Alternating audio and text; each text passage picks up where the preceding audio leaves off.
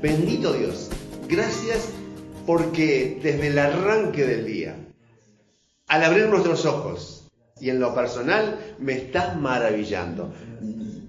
Vengo acá y me seguís maravillando. Así que, Señor, gracias por tus maravillas. ¿Qué puedo decir, Señor? Porque veo tu mano allí en esos pequeños detalles, en esas pequeñas cosas que muchas veces pueden pasar desapercibidas y que parecen que no tuvieran un hilo conductor, pero sí lo tienen, Señor, y todos vinieron con un propósito, para darte honra y gloria a ti. Toma control de esta reunión a través de tu Santo Espíritu, Jesucristo, que nos acompaña, nos dé entendimiento y sabiduría, porque Él es quien regala bendiciones sobre todos nosotros. Gracias en el nombre de Jesús. Amén. Bien, como les decía, vamos a ir a Juan y vamos a hacer una recorrida, porque para donde vamos a llegar tenemos que necesariamente ver el contexto, porque si no se convertiría en un pretexto y no quiero que así sea. Y es interesante cuando vemos todo el detalle de lo que viene pasando, porque aparte lo que vamos a ver no es de un día solo, sino que es un periodo de tiempo de casi un año. Y vamos a comenzar por Juan, capítulo 5, versículos 1 al 6. ¿No?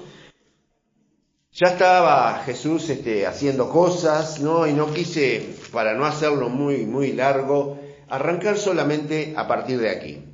Después de esto, había una fiesta de los judíos y Jesús subió a Jerusalén. Subió a Jerusalén porque Jesús ni pernoctaba ni pasaba su mayor parte del tiempo en Jerusalén, sino que pasaba en Galilea y en otras regiones de lo que es el pueblo de Israel, en otras tribus.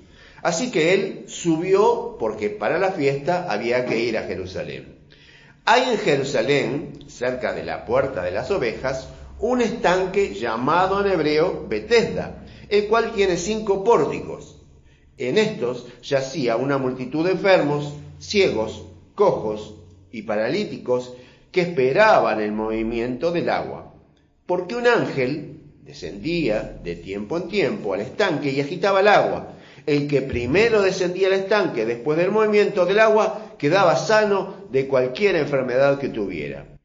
Había allí un hombre que hacía 38 años que estaba enfermo. ¿Se dan cuenta? 38 años viendo cómo otros se sanaban. 38 años viendo el egoísmo de la gente. Porque él hacía 38 años que estaba ahí y no tenía prioridad. Hacía 38 años que había visto cantidad de gente entrar enferma y salir sano. Y él seguía, como en un hospital, sentado en la silla de la puerta de emergencia. 38 años esperando el milagro y nunca le llegaba. Es más, ese sí que la veía pasar en los milagros y nunca le tocaba a él. Y tenemos una situación muy especial acá, que este hombre se sentiría ya, voy a morir así. ¿Qué puedo esperar yo de acá? Si nadie me tira al agua, nadie me acerca. Obviamente, si estaban todos este tipo de personas, ¿no? Ciegos, cojos, paralíticos que esperaban el movimiento. Y dice una multitud. No eran 2 o 3. Una multitud acumulados en las 5 entradas a esa piscina o estanque llamada de Siloé. Así que tenemos una situación desesperante de un hombre. Pero aquí que aparece Jesucristo, lo sana, ¿no? No vamos a ir a ver el detalle del milagro. Así que vamos a ir en este mismo capítulo al versículo 9 hasta el 18. Dice, al instante aquel hombre fue sanado, ¿no? Tomó su camilla y anduvo. O sea, se restableció. Hizo la fisioterapia instantánea, recuperó su tonicidad muscular y cargó con su muleta. No le importó qué día era. O sea, ¿qué pasa con nosotros si estamos internados y nos dan de alta un 1 de mayo, el Día de los Trabajadores? ¿Nos preocupamos de que haya ómnibus en la puerta o de que haya taxímetro? No, salimos caminando. ¿Nos importa si es Navidad o un 1 de año y no hay nada, ningún tipo de transporte y nos dan el alta porque estamos internados? No, salimos y nos vamos, después veremos cómo llegamos. Bueno, este hombre fue sanado. ¿Y qué hizo? Jesucristo le dijo, levántate, toma tu camilla y anda, en el versículo 8. Al instante, aquel hombre fue sanado y tomó su camilla y anduvo. Era sábado aquel día. ¿Qué le importaba? Si hacía 38 años que estaba sin mover los pies y ahora los podía mover. Entonces, los judíos, y cuando habla acá a los judíos, Juan se refiere a los fariseos, a los saduceos, a los herodianos, a los escribas, a los maestros de la ley. O sea, cuando Juan, para no nombrarlos a cada uno, a veces específicamente, engloba, ¿no?, en este detalle de los judíos, a todo ese grupo, a esa élite sacerdotal que gobernaba Jerusalén, en complicidad o de común acuerdo con el imperio romano que administraba la parte política.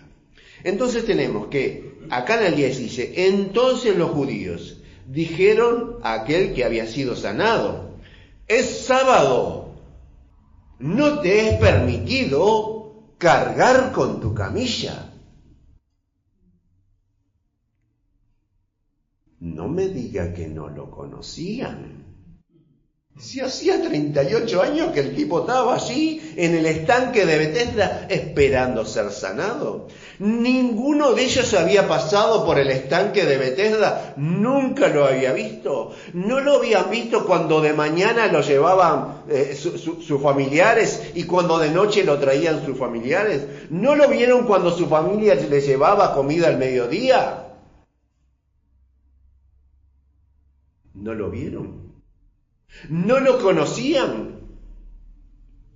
38 años el tipo en el mismo lugar y nunca lo habían visto, pero sí lo vieron cuando venía cargando con su camilla. ¿Qué día?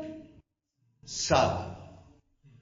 El gran pecado andaba haciendo un trabajo el día sábado, cuando no se podía cargar con nada.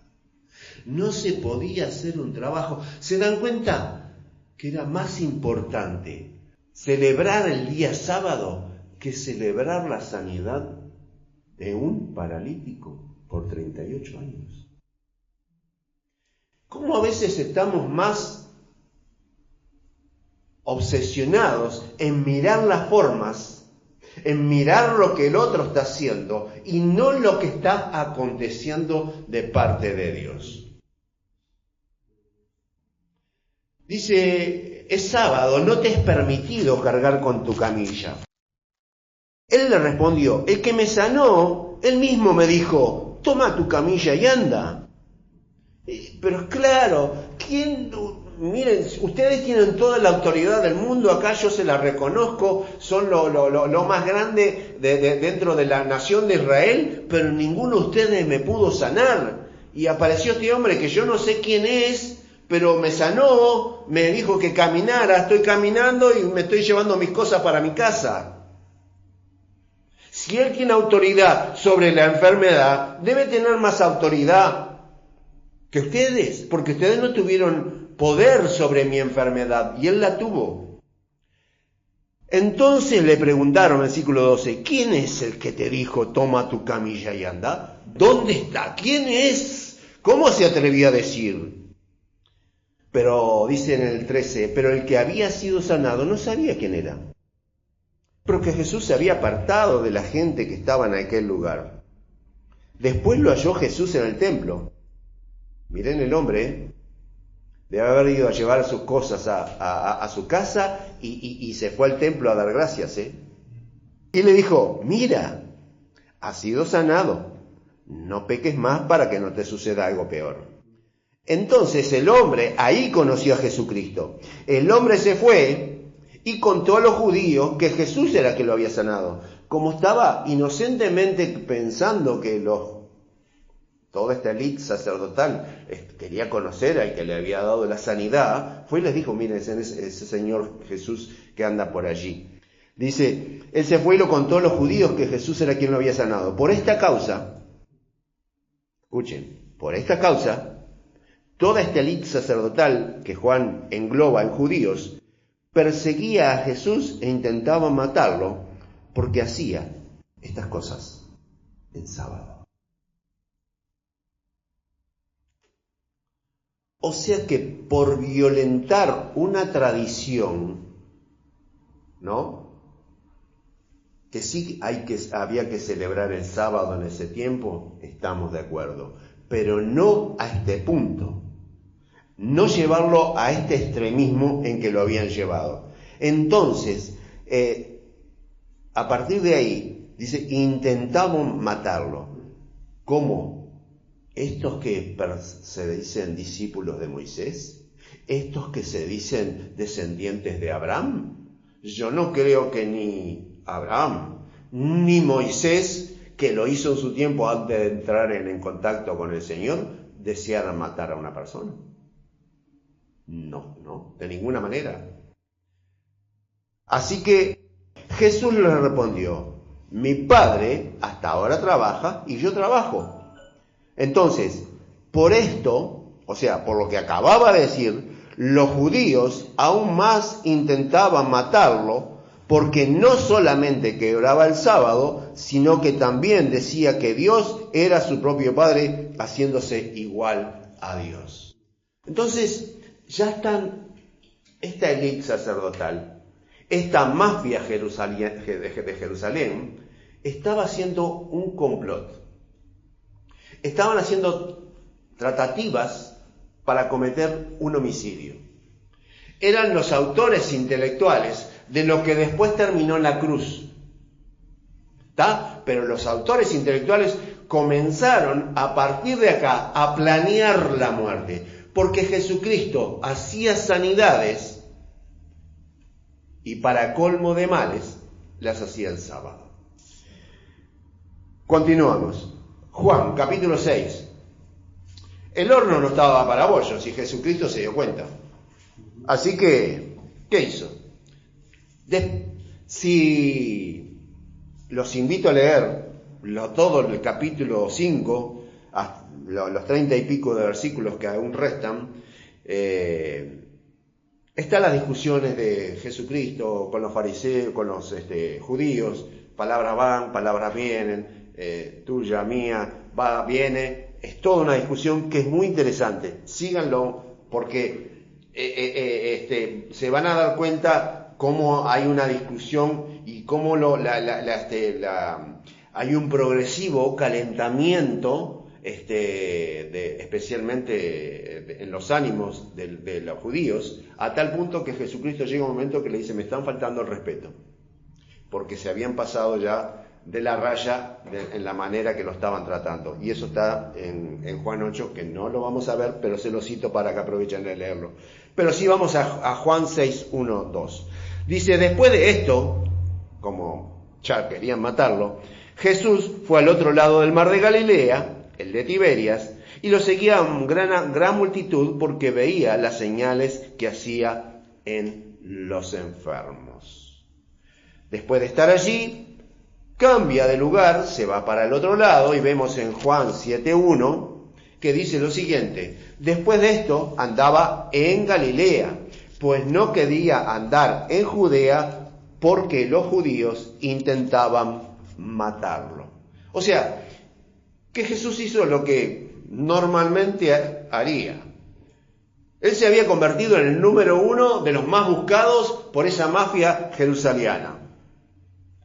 Era el más buscado y al que de todas maneras quería matarlo. ¿Qué tuvo que hacer? Refugiarse lejos entre los familiares y amigos, y por eso no venía a Judea, sino que se refugiaba en Galilea. De un lado del mar, del otro lado del mar, pero buscaba estar lejos. Juan 7, 10 y 11. Dice lo siguiente, pero se viene la fiesta de los tabernáculos y subieron sus hermanos, ¿no? fueron primero, lo habían invitado a ir juntos, pero dijo, no, Jesús, no, vayan ustedes, yo quizás más tarde voy. Y eso hizo. Lo pueden ver eso hasta el versículo 9. En el 10 dice, pero después que sus hermanos subieron sus hermanos, entonces él también subió a la fiesta, no abiertamente, sino como en secreto. Y lo buscaban los judíos en la fiesta. ¿Dónde estará aquel?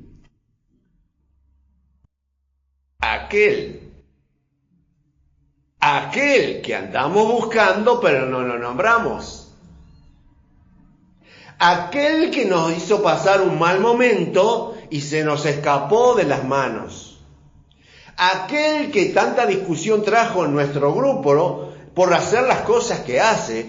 Aquel que está causando división porque el pueblo se está alborotando por todo lo que hace y anda por todos lados siguiéndolo y en sana gente, les da de comer, hace de todos. Porque a Jesucristo se le había ocurrido hacer una cosa, una de las tantas cosas, que en vez de ir a los grandes y reunirse con los grandes, había preferido reunirse con los paralíticos, los lisiados, los ciegos, los cojos, los enfermos, los leprosos, y les regalaba la sanidad.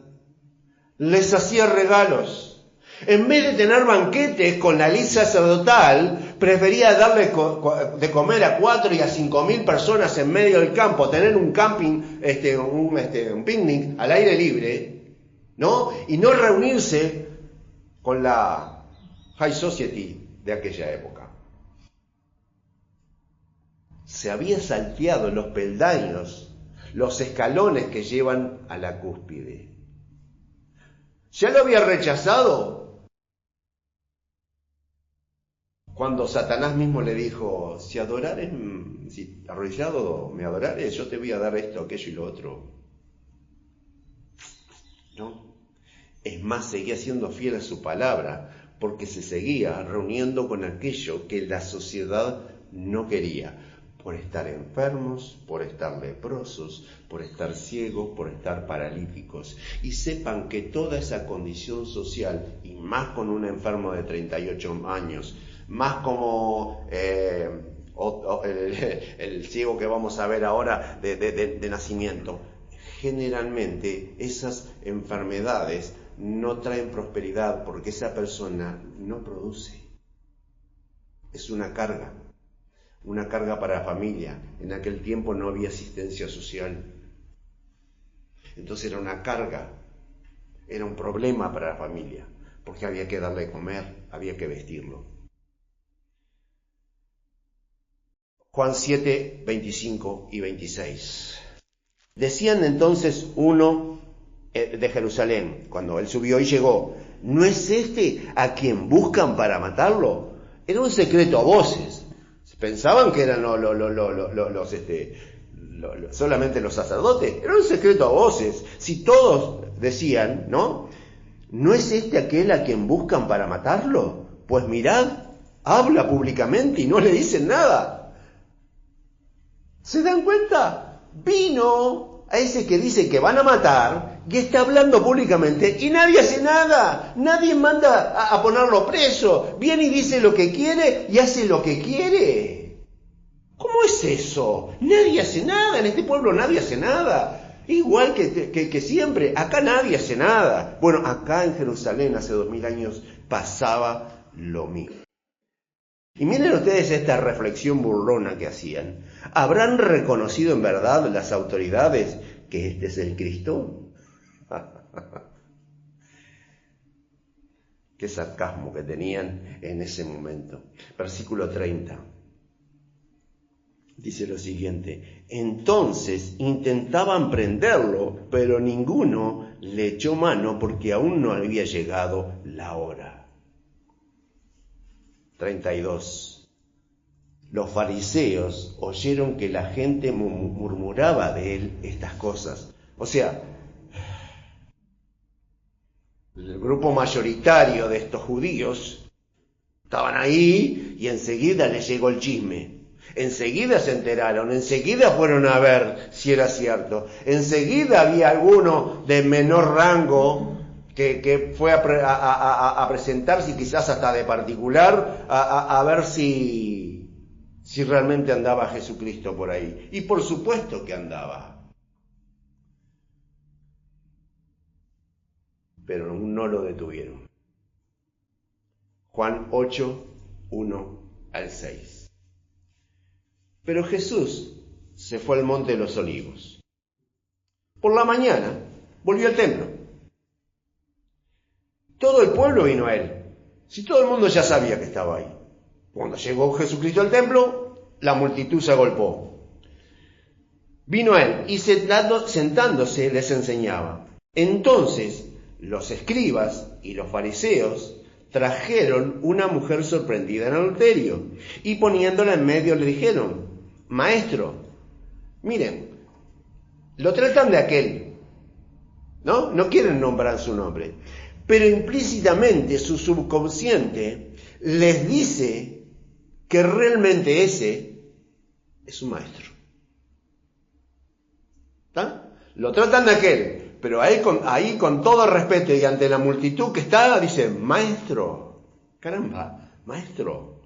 Esta mujer ha sido sorprendida en el acto mismo del adulterio. Y la ley, la famosa ley, dice, nos mandó Moisés a apedrear a tales mujeres. ¿Tú pues qué dices? Miren ustedes esto.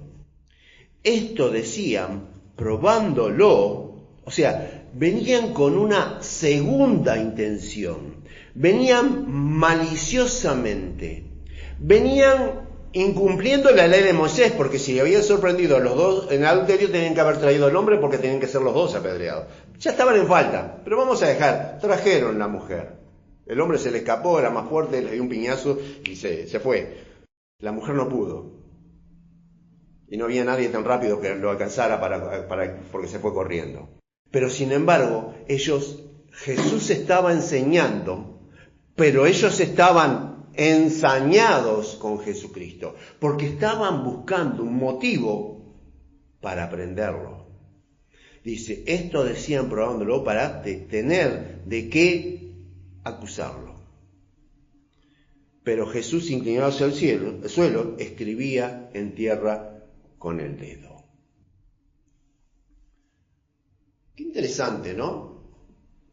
Jesucristo no les da importancia, sigue, después de esta situación sigue lo mismo que en el capítulo 5, lo mismo que en el capítulo 6, lo mismo que en el capítulo 7, todas discusiones que vienen entre los fariseos y los judíos, cuando hace ya un grupo mayoritario, con Jesucristo que les trata de hacerles entender que Él es el Hijo de Dios, que las obras que Él hace, las hace porque Dios lo habilitó y lo capacitó para eso, pero ellos no entienden. Tanto es así que vamos avanzando en estos capítulos y nos damos cuenta que siguen ensañados en buscarle alguna falta. Están buscando el pelo del huevo, están buscando la quinta pata del gato, están buscando un motivo para llevárselo y acusarlo. Juan, capítulo 9, versículo 1. Dice, al pasar Jesús vio un hombre ciego de nacimiento. Muy bien, Jesucristo hace barro, tiene que haber salivado muchas veces, porque para hacer barro en el piso está difícil. Entonces se ve que debe haber salivado más veces de la permitida, porque versículo 14 dice, llevaron ante los fariseos al que había sido ciego, y era sábado cuando Jesús había hecho el lodo y le había abierto los ojos. ¡Ay, Jesús! Pero a vos te gusta que te pegue. Otra vez un sábado. Otra vez haciendo una sanidad un sábado. Otra vez en Jerusalén armando relajo. Otra vez causando alboroto. Otra vez la pelota lo de Doña María. para que se arme el escándalo de la otra vez. Pero Jesús, no aprendes más, no aprendes más. No te alcanzó con el paralítico de 38 años, sino que ahora me sanás un ciego de nacimiento. ¿Pero qué te costaba esperar un día más? Si igual no había visto nada, un día más, un día menos, era lo mismo.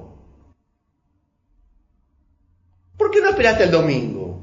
Ya está, un día más. Si él no sabía. Lo tuvo que sanar un día sábado. Ya que la anterior vez se había tenido que refugiar entre los parientes porque lo querían matar. Imaginen ahora. Matarlo era poco. Pero en todo este proceso, que Jesús hace sanidades, que los judíos se enojan, que Jesús enseña, la mafia se ensaña con él,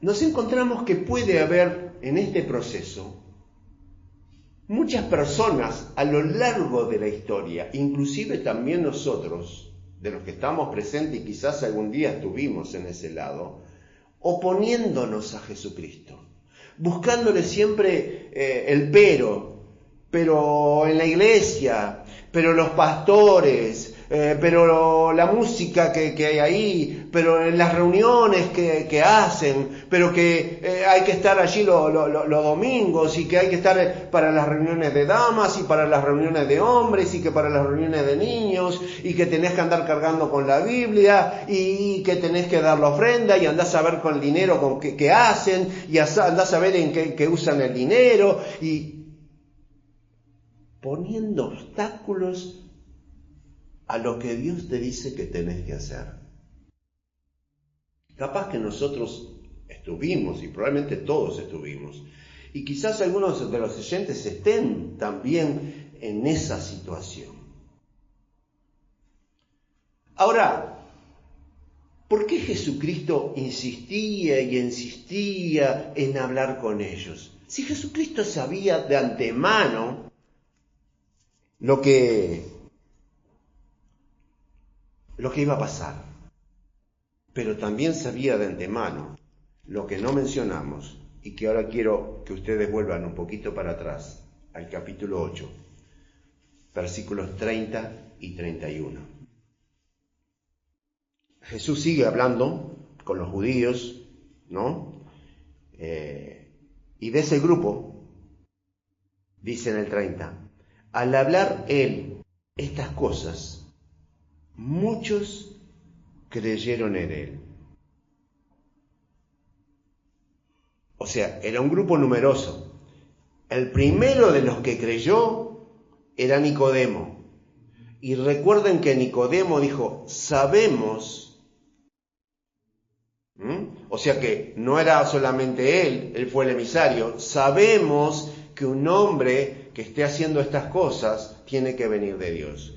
Y algunos se fueron convenciendo progresivamente. Así que llegaron a este punto que al hablar estas cosas, muchos creyeron en él. Dijo entonces Jesús a los judíos que habían creído en él. Atentos. Si vosotros permanecéis en mi palabra. Primer paso, creer en Jesucristo, creer que Él es el Hijo de Dios, creer que Él obra milagros, sanidades, restauraciones, Él hace lo que para el hombre es imposible hacer, creer. Si después vienen dificultades, problemas, como las que tuvo el paralítico, como la tuvo el ciego, que lo traían de acá para allá, molestaron a sus padres para ver si era ciego, dudaban de su palabra. Lo pueden leer. Cuando vengan las dificultades, cuando se les enfrenten, cuando los pongan contra la pared, cuando quizás se burlen o le pongan apodos, permanecer en la palabra. ¿Qué pasa si creemos y permanecemos? Seremos verdaderamente sus discípulos. Tercer punto, creer, permanecer, y ahí están los discípulos. Yo cuando veo gente que va, viene, se congrega, no se congrega, cambia de acá para allá, y bueno, desde mi perspectiva personal, sé que están en un proceso, pero no en un proceso muy comprometido de ser discípulos de Jesucristo. Hay más comprometidos y menos. Como en nuestro ambiente secular cuando íbamos a clase, de primaria, secundaria, terciaria. Había alumnos que iban a todas las clases y no se perdían ninguna. Y otros que faltaban, no venían. Así que acá sigue habiendo lo mismo. Acá en esta clase, en esta enseñanza que va impartiendo Dios a través de la administración de la palabra en los diferentes lugares de reunión, hay hermanos que están cada día. Y hay hermanos o hermanas que están de vez en cuando. Pero el Señor es el que a final del año les va a poner aprobado o repita el año. Así que creer, permanecer, ser sus discípulos. Cuando comenzamos a aprender, nos damos cuenta que estábamos en el engaño, porque dice, conoceremos la verdad. Nos damos cuenta que habíamos sido engañados y que antes de asistir a este curso que nos está dando Dios de vida eterna, estábamos engañados pensando que esta vida, estos 70, 80, 90 o 100 años que nos toca vivir, era la vida y la única vida. No, la vida comienza después que partimos de este mundo tridimensional, de este mundo físico. Y entonces descubriremos que seremos libres, porque actualmente estamos esclavos en esta dimensión. Recuerden que el príncipe de este mundo, lo dice en Juan 10, vino para robar, matar y destruir. Y se va a ocupar él con sus secuaces. No piensen solamente en demonios, porque estos hombres que se decían servidores de Dios procuraban matar a Jesucristo. O sea que va a haber personas a nuestro alrededor que van a ser cómplices, conscientes o inconscientes, para que nosotros no maduremos y que crezcamos. Así que debemos dejar de lado, o sea, esas situaciones, no tomar en cuenta las circunstancias, ¿verdad? Porque nosotros es nuestra responsabilidad creer, es nuestra responsabilidad permanecer, es nuestra responsabilidad ser discípulos. Y entonces cuando pasan estas cosas, descubrimos cuál es la verdad. Y esa verdad es que estábamos presos, esclavos, y pasamos a ser libres. Para terminar, versión lenguaje actual. La de la Reina Valera está bien, linda, pero me gustó esta del lenguaje actual. Proverbios 11:31.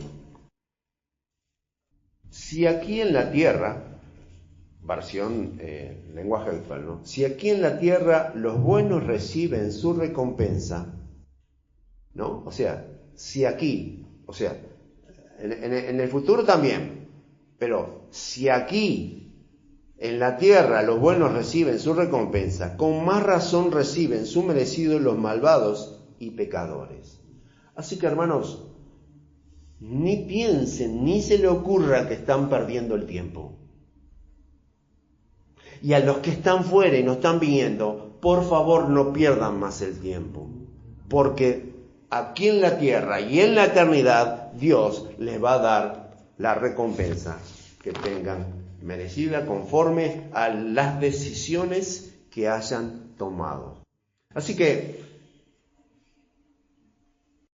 no nos desanimemos si al predicar, al anunciar el Evangelio no nos escuchan. Algunos van a creer, otros no van a creer. Aquellos que ya venimos y estamos acá, sigamos, vengamos, mantengámonos firmes.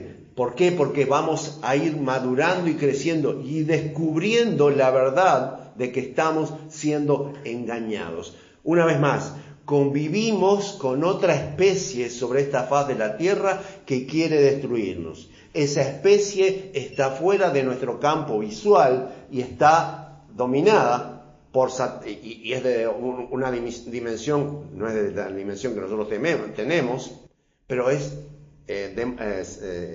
espiritual, no espiritualmente buena, sino espiritualmente mala, porque nos quiere matar. Nos quiere matar. Así que, hermanos, no nos desanimemos. Vamos a orar. Bendito Dios y Padre Celestial, gracias, Señor, por este tiempo. Gracias por tu palabra.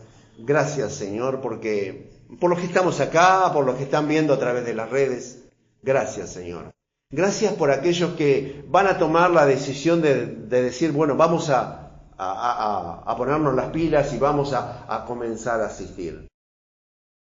Gracias por aquellos que quizás nunca lo han hecho y van a tomar la decisión de que no pueden seguir así y es necesario buscar a Dios antes de que sea tarde.